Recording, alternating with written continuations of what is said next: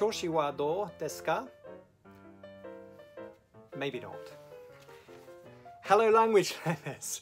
Well, it's a month since I started my new language project, Japanese. And as I announced, what I want to do is to get to a basic level in the language in the next 9 months before my first visit to Japan for the Polyglot Conference in October. And I said I would be updating you monthly as to how things are going and what my plans are for the coming months. So this is the first of those update videos. If you're new here, I'm Dr. Gareth Popkins. Welcome to the channel. It's all about language learning, and you can get my free training for beginning and more experienced language learners by following the link underneath this video. The goal I've set myself then for this project is to do half an hour a day minimum for 7 days a week on average. So sometimes I'll do an hour and have a day off, but that's the idea. And over the 9 months then I want to have clocked up 130 hours work on the Japanese. Now in the grand scheme of things, that's not actually very much. To do the first Japanese language proficiency test, the basic level, the N5, they say you need between 450 and 750 hours. So I've got to keep it real as to what I'll be able to achieve. But I'm hoping that when I go to Japan, I'll be able to cope in terms of buying train tickets in restaurants and with some social niceties and so on, and have a lot more of a sense of orientation perhaps in the country than would have been the case, and to have a firm base to take the language forward if I want to do that. So if I was doing half an hour a day during January, I would have clocked up a total of 15.5 hours for the month. I managed that actually. I clocked up 26 hours, which was good going, I think. And I was busy doing some Japanese, at least half an hour, on 28 of the 31 days in the month. The days I missed were actually when I was travelling up to Edinburgh for a language meetup. You may have seen the first vlog from Edinburgh last Thursday. Look out for number 2 this Thursday, and I'll also be publishing a vlog a bit later on from the actual event itself. So that was a bit of a disruption, but I was able to use the time on the train to load up my Anki decks, and I'll talk about those in a minute. But first I wanted to remind you of what the basic structure is for my project, and I am working generally through this textbook course. It's called Japanese from Zero. There are actually 5 books, and I'm using textbooks, as I often do, to provide me with a clear structure to move forward. And I'm aiming to cover the first 3 volumes during these 9 months. So I've got 3 months to do the first volume. I'm actually ahead of schedule. I've nearly finished chapter 6, and there are 13 chapters plus some 4 pre-chapters in the book. So I'm where I need to be. And I'm finding the book, I'm getting used to it now. It's less academic, perhaps less dense in its coverage than what I'm used to, but I don't think that's necessarily a bad thing. After all, often I think textbooks try and pack too much into too short a space, and they're not realistic about how our brains actually need to take one thing at a time if we're going to absorb them. So I'm going to stick with this course.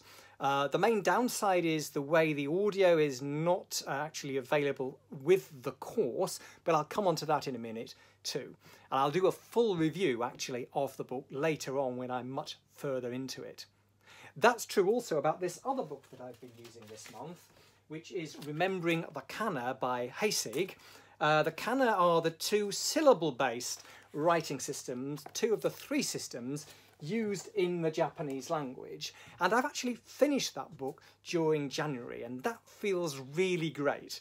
The hiragana is the main system used for writing Japanese, or those aspects which use this syllabary system. The katakana are used more for foreign words, loan words, foreign names, generally. That's the main thing they're used for. So the hiragana, I think, are the more important ones, and those are the ones also which are introduced in the first volume of Japanese from Zero. I've actually been enjoying the physicality of practicing with a pencil writing the kana, and I've also found that as they're introduced chapter by chapter in Japanese from Zero, the picture of them in my head has helped with remembering vocabulary too, a sort of visual memory, I think, kicking in there. And they're not actually too difficult. It's basically a system, okay, it's syllable based rather than individual sounds, but it's basically like learning a new alphabet if you're going to learn Greek or Russian. It's actually something you can do really in a week if you focus on it. It's not that difficult. And it feels great when walking past the odd Japanese restaurant so far in London, I've been able to work out already and recognise certain words and characters, and that felt great. So I'm underway with that. The other thing I've been doing is, as I mentioned already, entering the vocabulary from Japanese from Zero into my Anki spaced repetition app. And this is something I've used before for Basque, but not nearly as much as I plan to use it for the Japanese project. And I've always been someone who, back in the day before there were apps, used a lot of paper flashcards too. So I was using the train time on the trip up to Edinburgh, for example, to enter in vocabulary from the early chapters of Japanese from Zero. Initially, I was doing that in the Romanji, the Roman alphabet, the Latin or the English alphabet, if you like. But now I've finished the whole of Heisig's book, and I finished the hiragana section within the first 3 weeks of January. I am able to type in hiragana now. At least I had to learn, though, how to do that on the Mac, which for me, as someone who's always, tends to throw up his hands when it comes to having to learn new technologies, is also a bit of a challenge. But I'm underway with that, and that feels good. Looking ahead then to February, well, I'm going to continue with Japanese from Zero. As I said, I'm ahead of schedule, so I want to be at least 2/3 of the way through the book, the first volume, by the end of this month, and I'm expecting to be able to do that. And I've got a bit of slack at the moment, so I'll actually be going back and doubling back, reinforcing some of the stuff I've done so far. I also want to make much more use of the audio resources that are available through the website, which is associated with the course. It's Yes Japan. I'll put a link underneath where there are also videos from the author. And I used these a lot during the pre-lesson stage because I think it's important to put a lot of emphasis on pronunciation at the early stages. But I need to do a lot more work on that than I've been doing in the second half of January, at least I feel. So I want to explore much more the resources that he has on the site there. The reason I left it was because once I got into the full lessons in the book, he was taking maybe 25 minutes to go through the material to talk, and there was a lot of not banter, but it's actually he's an entertaining presenter, but it just wasn't intense or rapid enough for me, I felt. And so that's why I left it. But I need to go back and to try and make more use of the resources that are available there on that site. There's also a membership section, and I want to look into whether I should be using that. Talking of audio, I also thought I might get the Pimsleur course. I'm looking into that as a supplement to Japanese from Zero. Several language learners I know who I respect are great fans of Pimsleur. It's an audio-only course, and I think it's time I tried it out for a language, and so why not with Japanese? Assimil is another course I've used very often with other languages, and I may also acquire the Assimil Japanese course. The latest edition is only available in French. I could sort of ladder by using French for my Japanese, or I could get the older edition in English, which is in 2 volumes, or in German. So I'm looking into getting those for January too, to run those in parallel as secondary courses. By the way, I'm doing a lot of the flashcarding with Anki on the tube during my commute. So that's a way I'm, using downtime, packing in a bit of extra time, as I always do, try and do something with my languages on the commute. Besides pressing ahead with Japanese from Zero and getting some supplementary courses for February, the main thing I'm going to be doing is starting with this book, the main Heisig book, Remembering the Kanji.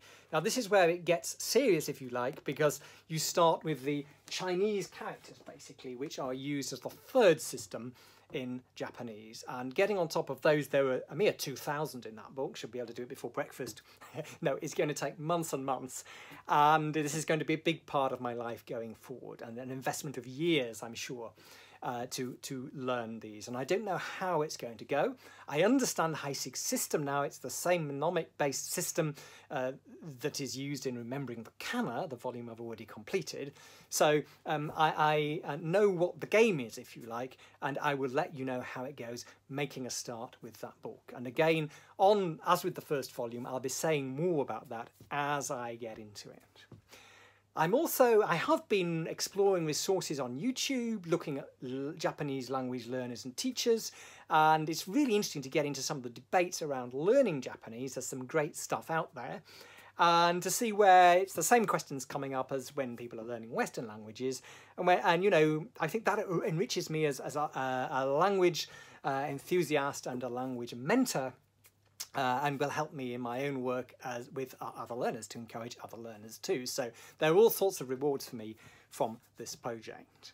I just wanted to mention one last thing, which you might have noticed, that I haven't been booking one-to-one sessions with a tutor or a language exchange so far. For that, I normally use the site italki.com. Again, a link underneath. It's a site I'm a great fan of. I use it a lot for Basque, and I'm continuing with that, by the way. That's my intermediate language. But I've decided that where I started speaking from day one with Basque, and when I did my shorter projects for Indonesian and Icelandic, with Japanese I feel ready again to hold back, and I'm not planning actually to start trying to speak until I've got much more of the basic vocabulary under my belt and a lot more basic structures. But what I am doing is collecting what I call the toolkit phrases as they come up in Japanese from zero. I'm jotting them down, the sort of phrases which I might use to keep a conversation going. How do you say X or Y in Japanese? Could you repeat that, please? I don't understand. Could you speak more slowly? That sort of thing. I am keeping all those phrases ready on a separate piece of paper to help move conversations forward when I feel ready to start with that stage. But that's not going to be in February, and it might not even be in March. So that's where I am. If you're an old hand with Japanese, how does that sound to you? Any tips or comments, please do share them with me. Similarly, if you are just starting Japanese, let me know how it's going for you, or how your language project, whatever it is for 2019, your language learning, is going. Thanks a lot for watching. Sore ja mata. Don't forget to subscribe for the vibe, throw me a thumbs up, batter that bell, and share the affair.